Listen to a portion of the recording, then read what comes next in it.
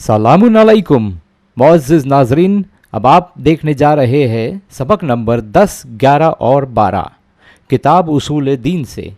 जिसमें तौहीद पर दर्स देंगे मौलाना जौहर अब्बास साहब। और ये तौहीद के सिलसिले का आखिरी एपिसोड है। इन सबक का क्विज़ चैनल विन की वेबसाइट पर मौजूद रहेगा 15 मई से 31 मई तक। ख्याल रहे, जवाब देने की आखिरी तारीख है 31 मई। औज़ु बिल्लाहि स्समीइल अलीम मिनश्शैतानिर रजीम बिस्मिल्लाहिर रहमानिर रहीम नहमदुहु व नसल्ली अला नबिय्यिल करीम व आलिहि त्तय्यिबीन अत्ताहिरीन व लअनतुल्लाहि अला अअदाइहिम अजमईन। आज हमारी इस किताब का उसूल दीन नामी किताब, इत्तेफाक से इसका नाम ही उसूल दीन है, रूट्स ऑफ रिलीजन, 10वां, 11वां और 12वां सबक है। पिछले दुरूस में हम इस बात तक पहुँचे थे कि वो ताकत जो इस दुनिया को खल्क़ कर रही है, उसे इस दुनिया के बारे में पूरी मालूमात होनी चाहिए, क्योंकि ये इत्तेफाक नहीं है। और जब वो मालूमात रखती है तो उसकी मालूमात कामिल होनी चाहिए, क्योंकि खालिक और साने में फ़र्क है। खुदावंद आलम किसी हवाई जहाज़ के इंजीनियर की तरह या घर बनाने वाले मज़दूर की तरह चीज़ों को असेंबल करके इस दुनिया को नहीं बना रहा है, बल्कि वो तमाम मटेरियल्स को इब्तिदा से खल्क़ कर रहा है। लिहाजा यहाँ पर नाक़िस मालूमात काफ़ी नहीं है, लिहाजा खुदावंद आलम आलिम होना चाहिए। इस इल्म के बाद आज हमारा जो 10वां सबक है वो इस बात पर है कि खुदावंद आलम क़ादिर मुतलक़ है, यानी वो खुदा कि जो इस दुनिया को खल्क़ कर रहा है उसका आलिम होना भी ज़रूरी है, साथ साथ उसका क़ादिर होना भी ज़रूरी है। वो किसी की मदद नहीं ले सकता। और उसकी कुदरत की अलामत खुदावंद आलम ने कहा था, बल्कि कहा है कि हम अपनी निशानियों को, अपनी आयात को ज़मीन और आसमान में भी लोगों के लिए रखेंगे और ख़ुद उनके नफूस में रखेंगे। अगर इंसान सिर्फ़ अपने नफ्स पे गौर करे तो खुदावंद आलम ने इंसानी जिस्म को अपनी कुदरत का एक मज़हर बनाया है। इंसान के जिस्म में ऐसे सेल्स मौजूद हैं, इस दर्स में पूरी वजाहत के साथ, और ये किताब आपको उर्दू और अंग्रेज़ी दोनों ज़बानों में दस्तयाब है, लिहाजा आप उर्दू में भी समझ सकते हैं और अंग्रेज़ी में भी इस बात को तफसील के साथ बयान किया गया है कि इंसानी जिस्म के अंदर कुछ गदूद और सेल्स ऐसे हैं कि जो इंसान के डिफेंस सिस्टम को इतना कॉम्प्लिकेटेड बनाते हैं कि खुदावंद आलम के अलावा या किसी ऐसी ज़ात के अलावा कि जो इंसानी ताकत से मावरा हो, ये डिफेंस सिस्टम किसी के ज़रिए बनाया नहीं जा सकता। जिस तरीक़े से हमारे आम मुल्की मसाइल में एक दिफाई निज़ाम होता है जो बाहरी हमलावरों को हमला करने से रोकता है, बिल्कुल उसी तरह, बल्कि उससे भी ज़्यादा आला दर्जे का निज़ाम खुदावंद आलम ने ख़ुद हमारे बदन के अंदर रखा है कि जो आने वाले जरासीम से रोकता है। और ख़ुसूसन आप देखें कि वही एक जगह है जहाँ आपका सारा खाना जाकर स्टोर होता है, वही एक जगह है जहाँ आप दवाएं खाते हैं, वही एक जगह है जहाँ पर आप हर तरह की चीज़ें पहुँचाते हैं, लेकिन असर उसका वही होता है कि जिस मरज़ के दिफा के लिए आपने उसे खाया हुआ है। और सबसे हैरत अंगेज़ बात यह है कि इंसानी बदन के बाज़ सेल ऐसे हैं या बाज़ गदूद ऐसे हैं कि जो ऐसी बाज़ बीमारियों से इंसान को बचाते हैं और ऐसी बीमारियों को इंसान के बदन में दाखिल होने से रोकते हैं कि जिसको अभी इंसान ने कश्फ भी नहीं किया है। यानी आप और मेडिकल साइंस नहीं समझ सकते भी कि आखिर इंसानी बदन के अंदर कौन कौन से दिफाई निज़ाम पाए जाते हैं। यह है खुदावंद आलम की कुदरत का एक छोटा सा नमूना कि जिसको खुदावंद आलम ने हमारे अपने बदन के अंदर रखा है। कायनात की वुसअत का आप अंदाज़ा लगाएं कि कायनात कितनी बड़ी है। हत्ता है कि कुछ बरसों पहले तक हमारे जो नज़रियात थे, अमेरिका में एक ऑब्ज़र्वेटरी पालोमार नामी पहाड़ियों पर बनाई गई कि जिसमें उन्होंने एक दूरबीन नस्ब की,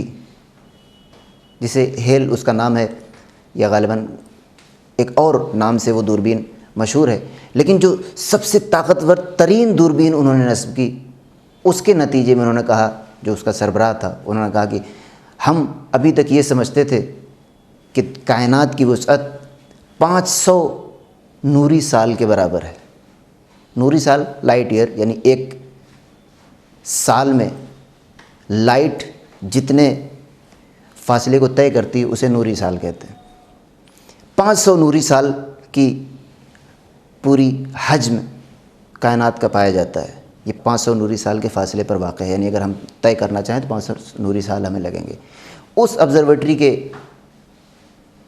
دقیق کیلکولیشن کے بعد انہوں نے کہا کہ اب یہ 1 ارب نوری سال کا فاصلہ طے ہو چکا ہے، اور انہوں نے کہا کہ اب یہ 1 ارب یعنی 1 بلین نوری سال ہمیں لگیں گے کہ ہم پورے فاصلے کو طے کر سکیں۔ اور اس کے بعد بھی انہوں نے کہا کہ اس 1 ارب کے فاصلے کے بعد، 1 ارب نوری سال طے کرنے کے بعد بھی ہمارے سامنے کچھ گھٹا ٹوپ اندھیرے ہیں کہ جس میں ہم کچھ سمجھ نہیں سکتے۔ ایک کہاں 500 سال اور کہاں 1 بلین نوری سال تک پہنچ گئے صرف چند برسوں کی تحقیق میں۔ اس تحقیق کے بعد اب جب انسان خدا کا انکار کرنا چاہے یا خدا کی قدرت کا انکار کرنا چاہے یا کسی ایسی ذات کا انکار کرنا چاہے کہ جو مافوق البشر ہو یا مافوق فطرت ہو یا میٹافزیکل ہو، تو یہ بات عقلی سمجھ میں نہیں آتی۔ انسان جہالت کی بنیاد پر تو یہ کر سکتا ہے یا اپنی ضد کی بنیاد پر ایسا کر سکتا ہے۔ خدا کی تفصیلات کا انکار ممکن ہے، لیکن اگر کوئی کہے کہ ایسی کوئی قدرت ہی دنیا میں نہیں پائی جاتی ہے، اس کا مطلب ہے کہ وہ اس بات کو مانتا ہے کہ یہ ساری چیزیں اتفاقاً وجود میں آ گئی ہیں۔ اب اس کائنات کے بعد، اس کائنات کی وسعتوں کے بعد، اب خداوند عالم نے اپنی قدرت کے مظہر کو ہماری آنکھوں کے سامنے پیش کیا ہے کہ ہم اس کو سمجھ نہیں سکتے۔ خطبہ نمبر 159 میں نہج البلاغہ کے مولائے کائنات اسی کی طرف اشارہ کرتے ہیں کہ وہ خداوند عالم کہ جس نے ہماری دنیا کو پیدا کیا، جس کی حقیقت تک ہمارے خیالات نہیں پہنچ سکتے، جسے نہ نیند آتی ہے نہ جسے اونگ آتی ہے، جس کی قدرت کی گہرائیوں تک کوشش کرنے والوں کی کوششیں بھی نہیں پہنچ سکتی ہیں، خیالات بھی نہیں پہنچ سکتے ہیں۔ یہی وہ چیز ہے کہ جس قدرت کی طرف ہمارے ائمہ معصومین علیہ السلام نے بھی اشارہ کیا ہے کہ خداوند عالم قادر مطلق ہے، یعنی اس کی قدرت کے آگے کسی اور کی قدرت کا گزر نہیں ہے۔ اور اس قدرت کا اظہار خداوند عالم بار بار کرتا رہتا ہے۔ نظام بالائے نظام، یہ اگلا سیکشن اسی 10ویں درس میں رکھا گیا ہے کہ اگر آپ کو سمجھنا ہو کہ خداوند عالم قادر ہے یا نہیں ہے تو خداوند عالم اس کا نمونہ بار بار آپ حضرات کے سامنے پیش کرتا رہتا ہے۔ متعدد مثالیں ہیں، حالانکہ تاریخی مثالوں سے اصول دین طے نہیں کیے جا سکتے، لیکن اس بات کو ثابت کرنے کے لیے کہ خداوند عالم اپنی قدرت لوگوں کے سامنے پیش کرتا رہتا ہے، متعدد مثالیں ہیں۔ مثلا اس میں جو 4 مثالیں رکھی گئی ہیں، جناب موسیٰ کی مثال ہے، وہ بچہ کہ جو ابھی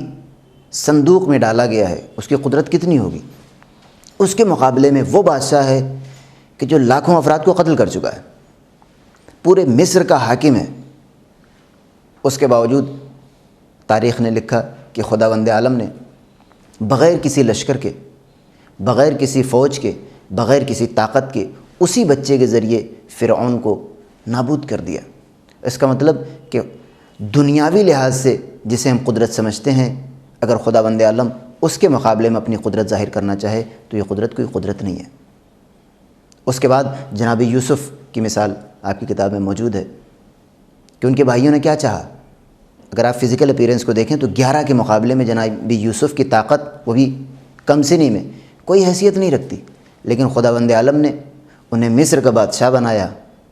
اور یہی بھائی جا کر ان کے سامنے اپنی آرزوئیں رکھتے تھے، اپنی منتیں رکھتے تھے، اپنی خواہشات کا اظہار کرتے تھے، درخواستیں کرتے تھے۔ تیسری مثال خود حضور سرور کائنات صلی اللہ علیہ وآلہ وسلم کی ہے کہ جب کفار قریش نے یہ طے کر لیا کہ اب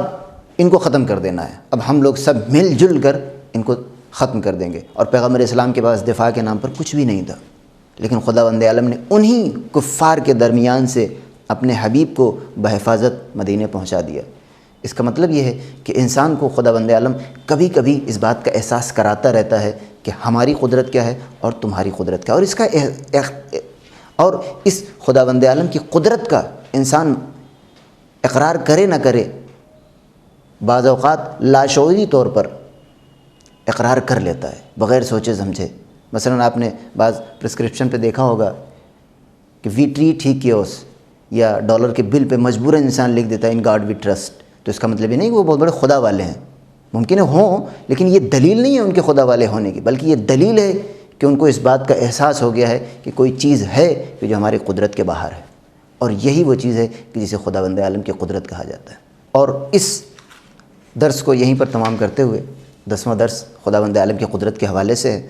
اور اس کے بعد 11واں درس آپ کا شروع ہوتا ہے اس بات پر کہ اگر خداوند عالم قادر ہے تو کیا اس کی قدرت میں کوئی شریک ہے یا نہیں ہے، شرک اور توحید۔ 11واں درس پورا اسی بات کے اوپر مشتمل ہے، اور یاد رکھیے گا اگر ان بحثوں کو آپ نے چھوڑ دیا، کم از کم اپنے سوالات کے جوابات دینے کی حد تک ان بحثوں کو ضرور پڑھیں، اور الحمدللہ اچھا رسپانس آ رہا ہے، لوگ حصہ لے رہے ہیں سوالات میں، اور یہ کتاب آپ کو ون چینل کے مرکز سے بھی حاصل ہو سکتی ہے، اور 2 زبانوں میں ہے، لہٰذا آپ اپنی سہولت کے حساب سے کوئی بھی زبان منتخب کر سکتے ہیں، لیکن اس بحث کو ضرور پڑھیں، اور صرف اس حد تک نہیں بلکہ اس کے بعد بھی اپنا مطالعہ آپ جاری رکھیں، کیونکہ یہ وہ بحث ہے کہ جس سے آپ جان نہیں چھڑا سکتے۔ فروع دین کو آپ کہہ سکتے ہیں کہ ہمارے ریچولس ہیں، آپ سے کیا مطلب، لیکن اصول دین میں کوئی آپ کو چھوڑنے والا نہیں ہے۔ اگر بحث چھڑ گئی تو یا تو آپ جواب دیں یا پھر آپ ضد پکڑ لیں، اور ضد پکڑ لینا کوئی علاج نہیں ہوتا۔ آپ سامنے والے کے سامنے ضد پکڑ سکتے ہیں، اپنے آپ کے سامنے آپ ضد نہیں کر سکتے کہ یہی صحیح ہے، اس میں آپ کو اپنے آپ کو مطمئن کرنا پڑے گا۔ توحید اور شرک کی ایک مختصر سی گفتگو ہے کہ جس میں اشارہ کیا گیا ہے ایرانی خدائی تصور کی طرف کہ وہ لوگ 2 خدا مانتے تھے، ایک یزدان اور ایک اہریمن، یعنی برائی کا خدا اور ہے، اچھائی کا خدا اور ہے۔ ایک خدا ہے جو اچھی اچھی باتیں کرتا ہے، لوگوں کے ساتھ اچھائی سے پیش آتا ہے، برائیاں جو ہوتی ہیں وہ اس کا ایک خدا اور ہے، لیکن در حقیقت یہ ایک مغالطہ ہے، یعنی ایک غلط چیز کو انہوں نے صحیح سمجھ لیا ہے۔ وہ یہ ہے کہ اگر ہم دیکھیں کہ جتنی بھی دنیا میں چیزیں پائی جاتی ہیں وہ سب کی سب اچھائی پر مبنی ہیں، اور اگر برائی ہو بھی تو ان کو الگ نہیں کیا جا سکتا۔ مثلا ایک بارش ہے، وہی بارش ایک کسان کے لیے رحمت ہے، اور ایک غریب کہ جس کا گھر گر جائے اس کے لیے وہ زحمت سمجھے گا۔ تو اس کا کیا مطلب، اسی بارش کو کیا 2 خدا برسا رہے ہیں؟ ظاہر سی بات ہے ایک ہی خدا ہے، اس کا نتیجہ بدل سکتا ہے، اس کا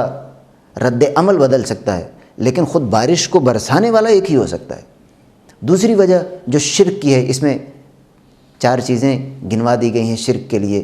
کہ انسان شرک کیوں کرتا ہے۔ پہلی بات تو انسان سیلف سینٹرڈ ہو کے سوچنے لگتا ہے،